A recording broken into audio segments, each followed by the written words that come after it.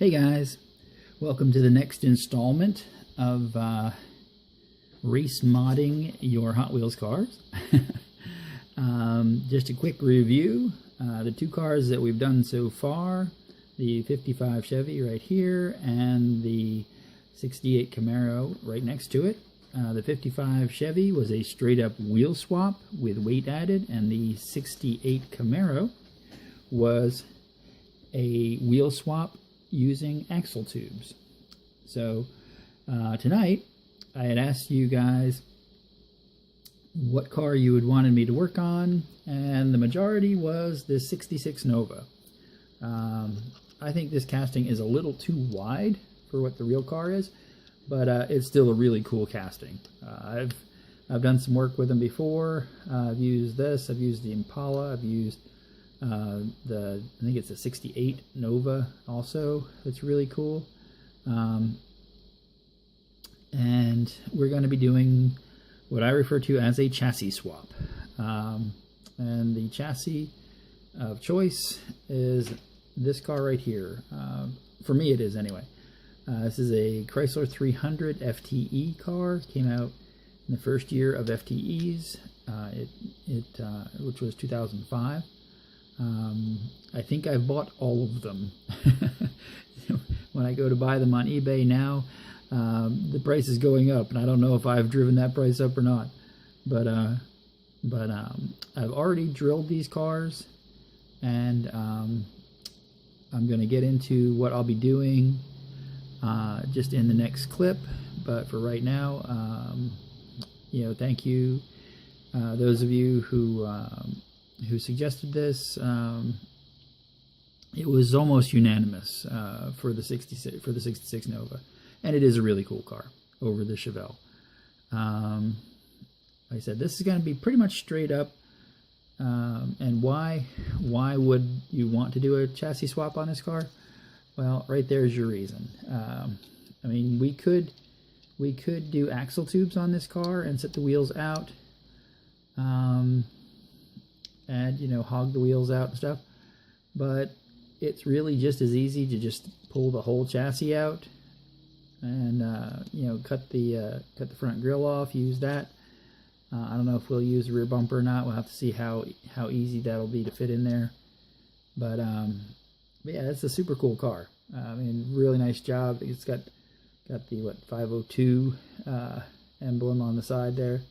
So yeah, I mean, unfortunately, the real-life versions of these cars are getting crazy expensive, but I'd love to have one. There's an old 63 Nova, or I guess it's actually a Chevy 2, running around here that's just super cool, old patina car, just bone stock, and I love it.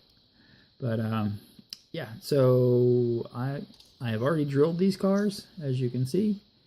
I'm going to pop them apart, and in the next section we will get into what I'm doing. Okay, so we have the parts that we're going to be using. And what it comes down to is, well, tonight I'm probably not going to be doing too much actual work on the cars. It's going to be a little bit more theory and just kind of what you can expect over the next couple days. And you have to approach doing a build like this a little differently than you would some other stuff. Because let's see, if we just sit this in here, it's a little loose in there. On some cars, you get really lucky, and the body fits perfect and will actually kind of pinch in, so you can just run some JB Weld along the sides and you're good to go. On this one, again, it's not an exact fit. So what we'll actually end up doing will be on these cars, and as you can see why I like to use these cars. They're just basically a flat pan. It's a decent. The wheels are usually pretty good on these cars. Really simple to get at to pop the wheels off. And a nice big area here to lay lead in, and that's what I'll be doing. I'll take one of those lead shots and I'll hammer it flat and I'll just, you know, pretty much fill this whole area with one of those lead shots, and it won't come up much above the edge of this right here. They fit in there pretty nice. So one of the, you know, rather than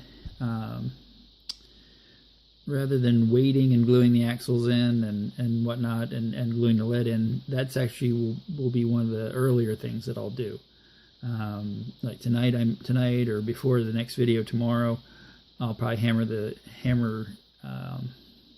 lead and fit it and glue it in early. Likewise, I will probably, you know, I'll at least glue the windshield in, and I might glue this section in also, because what we're going to be doing is you're just basically going to be gluing the or JB welding. I'm going to grind this flat and fit it down flat onto the lead, and kind of adjusting the height of the body that way. And I'll be gluing the two halves together. I'll run JB Weld along both sides and right flat on the bottom, and just put it right on there. I will, of course, have to hog the wheel wells out, but I will, like I said, I will probably work on the chassis first.